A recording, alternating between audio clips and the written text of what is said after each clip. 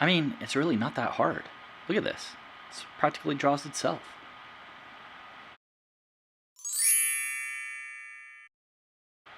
Hey everyone, hope you're staying safe and healthy out there, staying busy as well. Nuri here. I'm HCA's art director and program instructor in the Antelope Valley. I teach a number of programs in both Palmdale and Lancaster, ranging from drawing and painting to sculpture and screen printing. Today we are going to be drawing. Specifically, we're going to be drawing a California scrub jay again. If you saw my last video, it was really an overview of the entire process, or at least how I approach illustration. Today we're going to get specifically into drawing. We're going to start off with some drawing tips before we move on to an actual image of a scrub jay. The only thing you need for this is a piece of paper and a pencil. Any pencil will do. I prefer a number 2 pencil. I personally am actually working digitally with, once again, a time lapse. However, I've chosen a brush that mimics an HB, aka number 2 pencil, so it should be pretty similar to your experience. And while we've all probably written with a number 2 pencil before, it's a little bit different when you're drawing with one. So we're going to start off with something called a value scale. Basically create a long rectangle and divide it into 10 separate boxes. The idea here is that you want to be able to show a range of different line weights, as they're called, or tonal values using your pencil. So 10 is going to be your darkest, and then you basically want to go down to 1 being your lightest. You want to fill all these in individually. No cheating by just scribbling in the whole thing, but the idea is to make sure that each of these boxes are as distinct of a separate value as possible, meaning that you can see a difference between number 4 and number 5. Next, we're going to be moving into line and linear drawing. What that basically means is any pencil you're going to sharpen to a point. That point, it may be a little bit daunting to fill in areas or cover an entire paper if you're just using the tiny tippy point of a pencil. Therefore, there are a number of different marks that artists and illustrators and other folks use to demonstrate value, demonstrate shading, demonstrate texture, and any range of aesthetic qualities that you're trying to convey in your image. So to illustrate this point, I've made a number of boxes that I am filling in with different marks made with the tip of the pencil. These range from hatches to straight lines, curly lines, wavy lines, simply dots, which is a technique called stippling, where you can make higher concentration of dots to show darker areas. Time consuming, but also kind of fun at the same time. So the idea here, I think, is just to find something that you gravitate towards and that you'll enjoy doing. There's no right or wrong way, but a lot of it hinges on what aesthetic you're going for and what you are comfortable with. I can't stress the comfortability enough. That really, to me, is a huge part of making art and being successful in it, is being able to realize what works for you. Because what works for me won't necessarily work for everybody. I can provide a loose guideline, but it's up to you as the artist or illustrator or creative in general to find something that resonates with you and that you can have success with. Nothing needs to be rendered photorealistically, but if that's what you're going for, I would try and find a mark that kind of replicates that. And most importantly, you also want to take your time. I know that these are quick videos, trying to get a lot of information out as fast as I can, but you should be really taking your time on any illustration or piece of artwork that you are trying to complete. I should also note that any of these marks, or any of the pencil marks that we're going to be making, in addition to it actually delineating or being the contour for what we are trying to make, they can also be used to show different material properties. For example, a wavy or scribbly line might convey something that is more organic or natural, like bushes or water or trees, versus something that is a bit more rigid or straight, which could be seen as polished metal or a building or anything that is perhaps doesn't occur naturally in nature. And if you have any questions about any particular marks or lines I'm making, just go ahead and add it in the comment section, and I'll do my best to read and get you an answer or a reply as soon as possible. Okay, on to the main event here. I've got a nice handy split screen to show you the final result on the right hand side. I find it useful to have a guide or a reference image, so at least you can kind of see what we're going for if you ever get lost along this process. Okay, so as you can see, I've started drawing some very basic shapes here. I've got an oval for the head, an oval for the body, and a few rectangles for the head and the tail, triangle for the beak.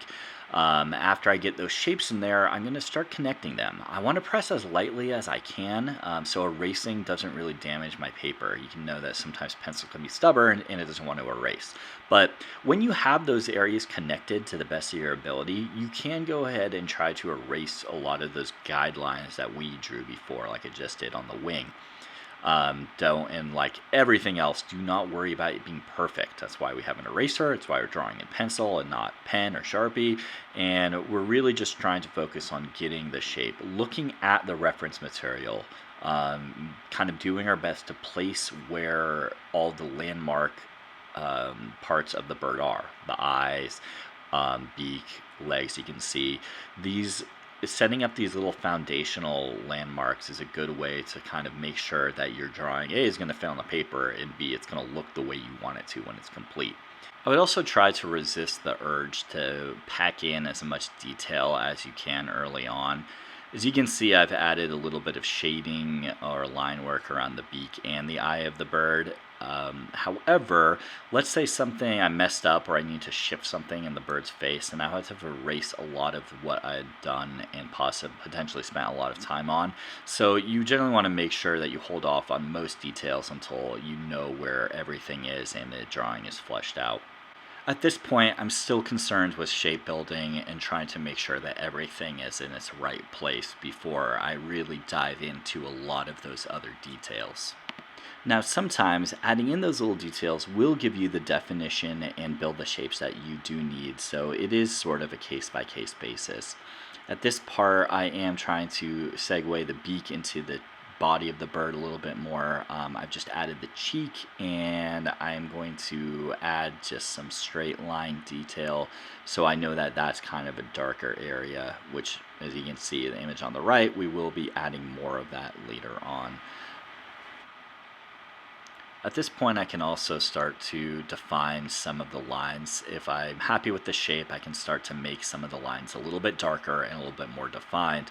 For stuff that's far away, like the leg I'm doing now, for example, I'm still drawing shapes. These are just kind of like little, not exactly perfect, but I'm going to try to make the feet or the talons on the leg as simple as possible, and I'll go in and fill those in later.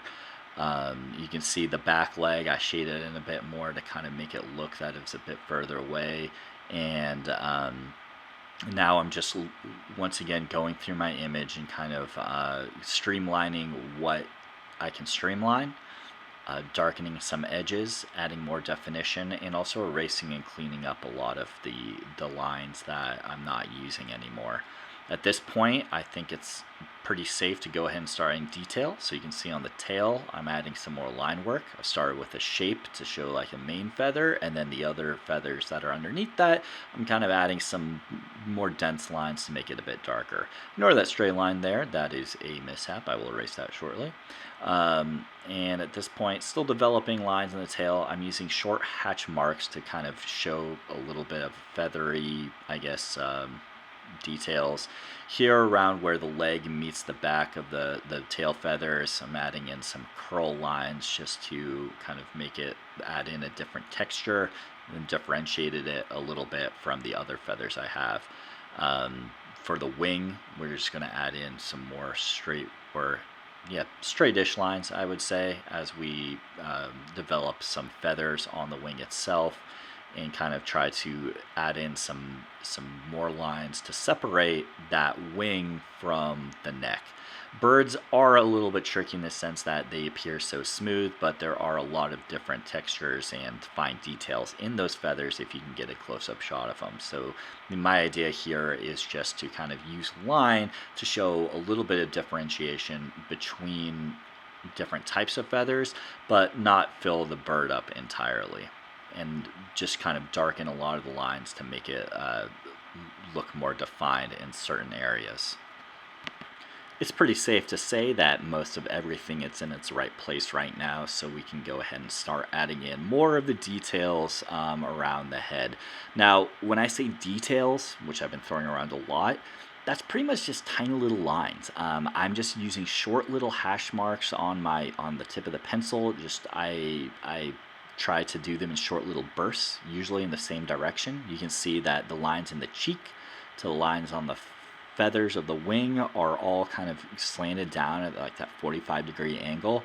It kind of gives it a more streamlined appearance. If you want to play around with doing marks in other directions, you can try that as well. But once again, you want to find something that works for you. It may take some practice to get in a lot of to get comfortable with a lot of those different marks, because sometimes they, I think, occur to us a little bit more instinctively than other marks. Like, I have to train myself. I'm used to working small, so sometimes if I'm working larger, I have to train myself to move my entire arm instead of just my hand or my fingers.